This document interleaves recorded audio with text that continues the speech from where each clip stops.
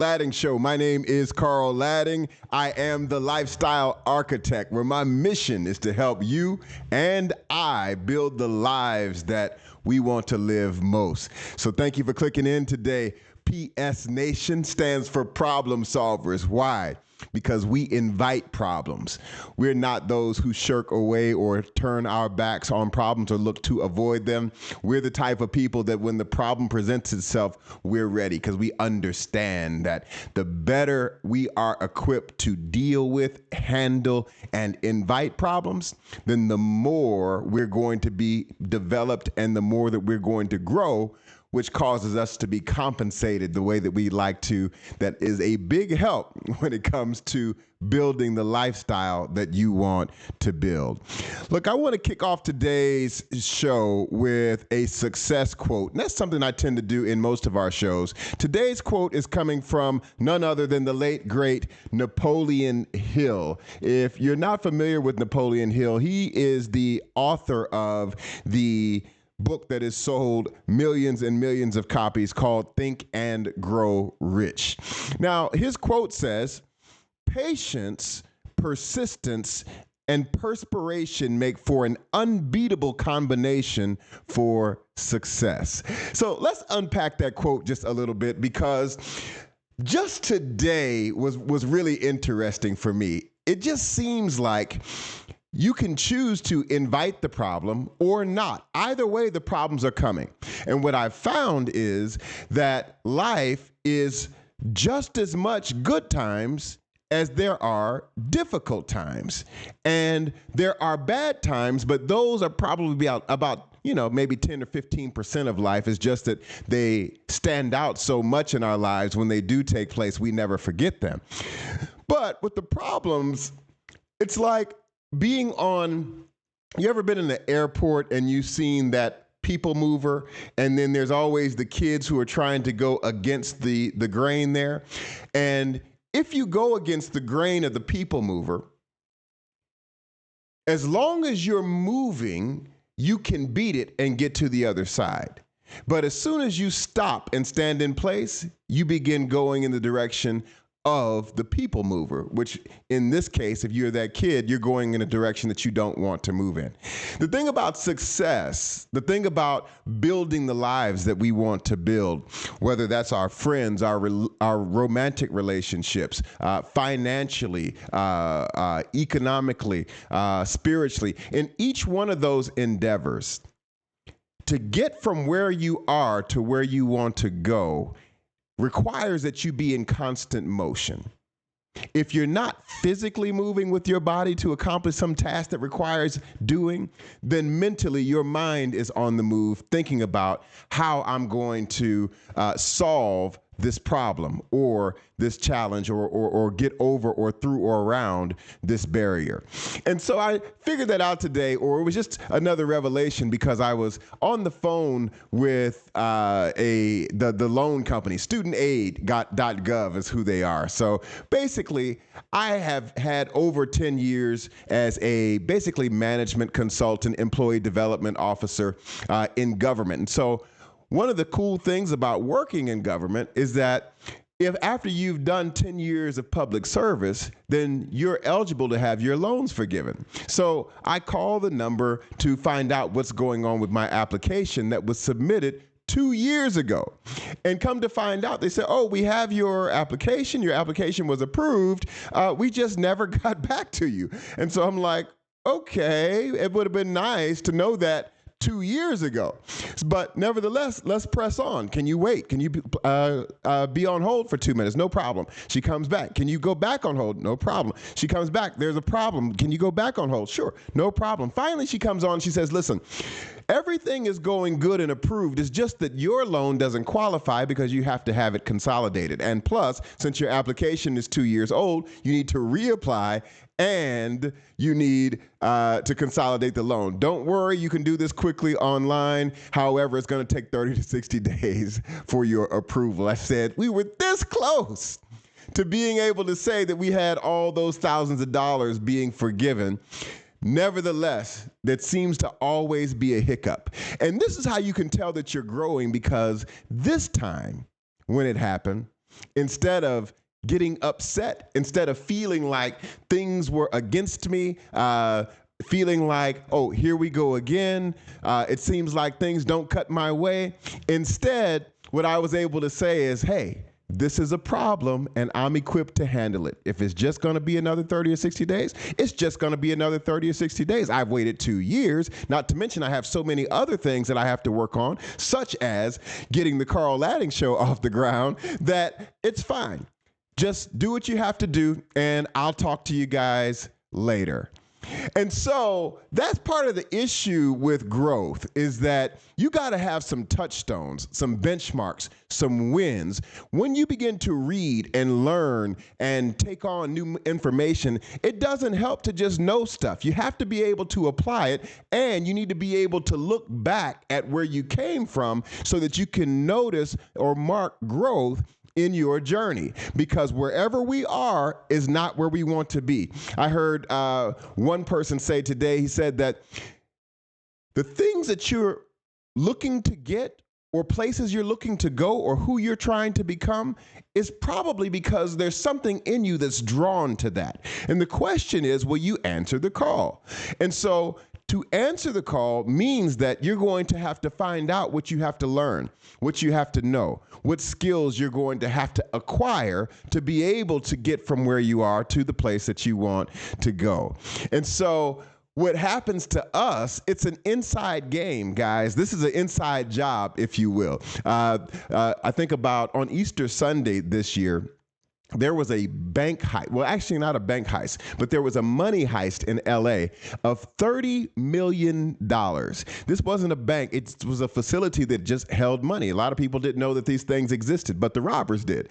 And so because the location of the money is typically very, very held close to the vest, the clear and first suspect was people who worked there. They said this had to be an inside job. How would they know that the money was here, and how would they know which wall to go through? And so the same thing with us. When it comes to our success, when it comes to our failure, when it comes to whether or not we're going to push forward to do, be, and have the things that we want to do, be, and have, it's an inside job that you're going to have a discussion with yourself, not once, not twice, but moment to moment. There's never a time that you're not talking to yourself. You might not be doing it out loud, but I think the average person, I read somewhere, has something like 50,000 conversations with themselves over the course of a week. That means throughout a 24-hour period, you're awake maybe 16 hours if you sleep 8. That means that you're always talking to you. But the question is, what are you saying? And so I read a book. It was called Learning Optimism by Dr. Martin Seligman. Very short book, nice read. He has some cool applicable techniques that you should think about if you are to read that book. I'm going to share 2 things that stood out to me from that book. The first is what he called disputation. And so what he said is that sometimes there is the conversation that's happening in your mind, and the conversation is negative, or it's cutting contrary to the direction that you want to go or towards the goal that you want to have.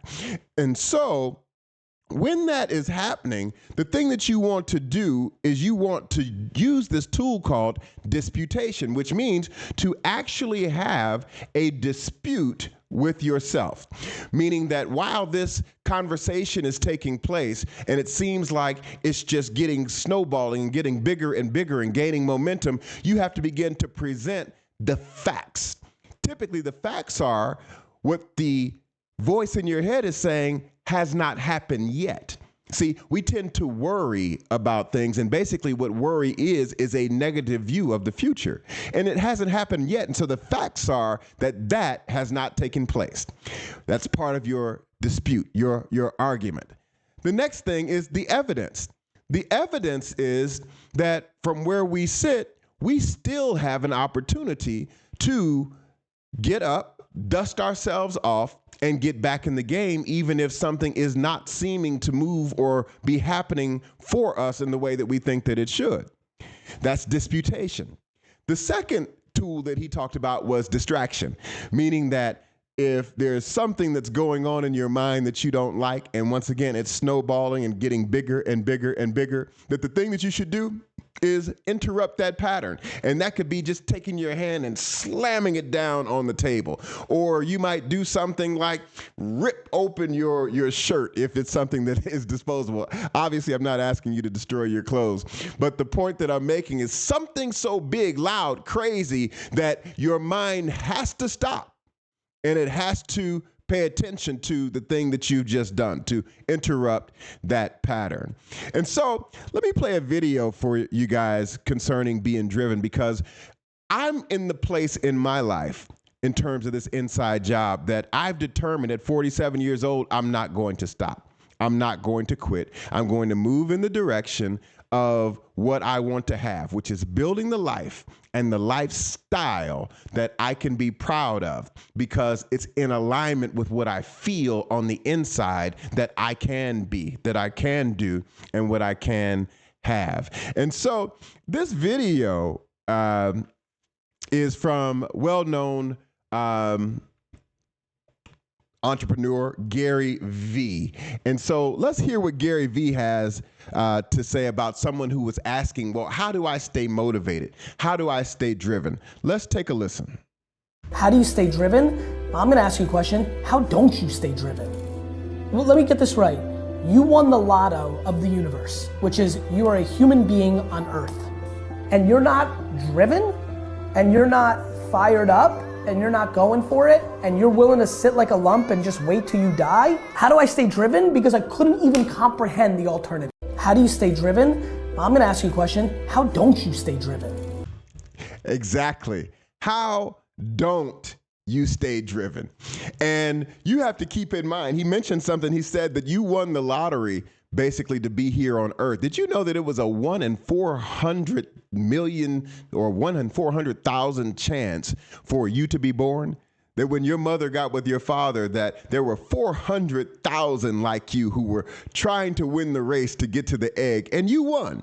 So how dare you or I, right, let ourselves down when we did work so hard to get here. Now we're here, right? So let's make the best of it, because there's 399,999 others who wished that they had our position to be alive, to be healthy, to be on earth, and dare I say, for many of you listening in America, there's a lot of things happening in the world, but guess what?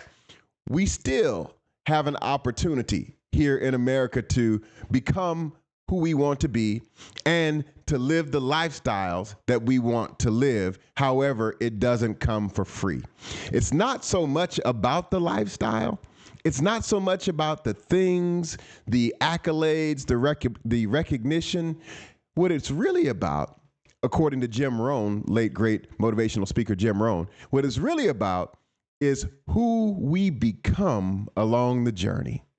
And I'm happy, just in the time that from when this show was conceived until this point in our third or fourth show, the amount of growth that I've done personally from reading, praying, talking to you, understanding that there's a responsibility from me to you to make sure that I'm practicing what I preach. The growth that I've had has been exponential.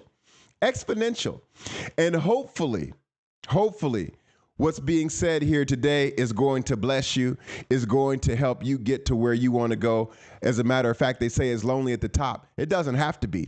We can hang out up there together. Are you coming? Listen, if you have found any value in today's show, please like, share, subscribe. That's the only way that this is going to pick up some steam. I have the feeling that we can do great things together. And I'll see you guys next time. Take it easy. I'm out.